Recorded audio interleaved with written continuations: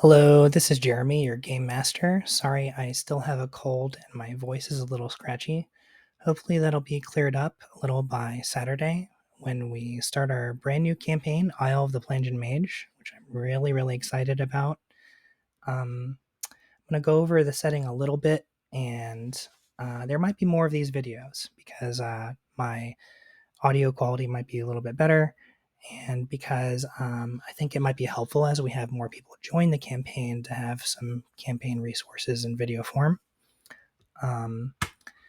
So today we're going to go over an example character, and that will be a way to try to help you out a little bit with character creation and a tiny bit about the setting.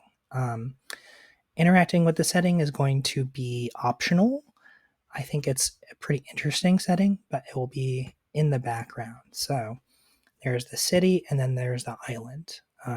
Our adventure is going to take place on the island. So in the village nearby across the bay, it's called Imbrick, and then the island, which is called Brightsand or Brightsand.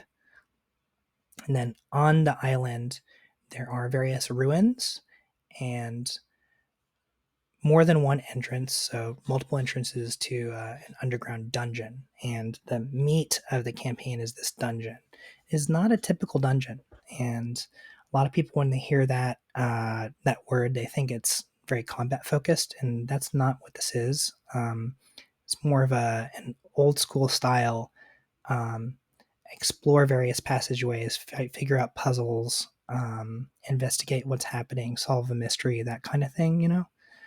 And I think you'll really enjoy it. It's going to feel very unique. And let's see. So this is the original cover. It is a new adventure, but it was released for Old School Essentials. Old School Essentials is a system that's designed to emulate 1981 Dungeons and Dragons. So it's brand new content. It looks great. The quality is good, but the style is from the 80s. And then the setting, the city part that's in the background, I'm borrowing from Electric Bastion Land, which is by Chris McDowell. It's a writer that I admire a lot, and you'll probably hear a lot about it while we're playing in a good way. This setting, it is basically a steampunk setting, and it's more on the humorous end. So I'm going to flip over here. The character that I made is technically a Warforged, if you want to use 5th edition vernacular.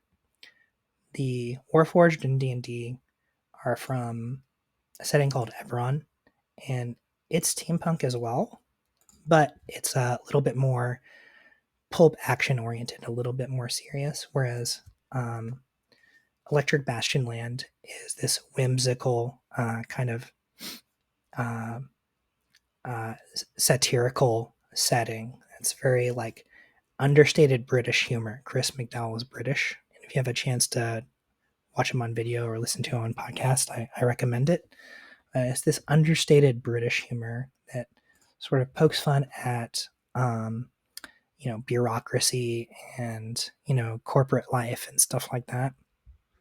So the hook is you all have been roped in through this weird twisted gig economy where you all owe a whole lot of debt, a ton of debt, and that's all happened from before the story started. And you've become adventurers as a way of paying off your debt. So you work for a company. They are a big old corporation, and I like to think of them like Disney or Time Warner. So they are a media conglomerate. They produce newspapers and radio broadcasts, and they also run theme parks. So the prologue adventure, the one shot I'm going to run as a prequel before we launch the official campaign, it's going to take place in an amusement park. So I'm going to let a monster loose, and y'all are going to deal with it. If you ever talk to NPCs from the company, they will address you as safety inspector contractors. But you can just know that you're mercenaries. So you're going to be doing normal D&D things like exploring and looking for treasure and stuff like that. You're being sent to the island because the company acquired the island because its former owner disappeared 5 years ago. Cetus the Plangent was the owner, and he built a research facility that's underground, and that's the dungeon. It's a very ocean-facing dungeon, so it goes down like several floors, and lots of the walls and tunnels are transparent, so you'll be able to like, you know, explore your dungeon and then look to the right and hey, there's a whale swimming through the ocean next to us, or there's a shark or something like that just out the window. um, let's see. So that takes place, if you can see where I am in my browser, the island there, and then the village is over here, and you're going to explore all of this area and then find one of the several entrances to the dungeon, and we'll talk about that a little bit more once we get into our game session. The city, um, Electric Bastion Land, it's a mega city, and there's steampunk technology and electricity and things like radio and trains, but no cell phones or supercomputers or satellites or anything like that. The backgrounds in Electric Bastion Land are really cool, and part of that is because there are no classes. And you use a background to kind of tell you who your character used to be. That is something that is in 5th edition D&D, but I think I would technically prefer it to be at the front of the book rather than the middle, and because I think that's really interesting, who your character used to be. Um, you know, not all fighters are the same. Some of them used to be criminals. Some of them used to be dock workers or sailors or pirates. Um, in Electric Bastion Land, you can be a retail therapist as a background. So, maybe that means you have the insight skill, right? Last time we ran this, there was a player character who was an apprentice sweep.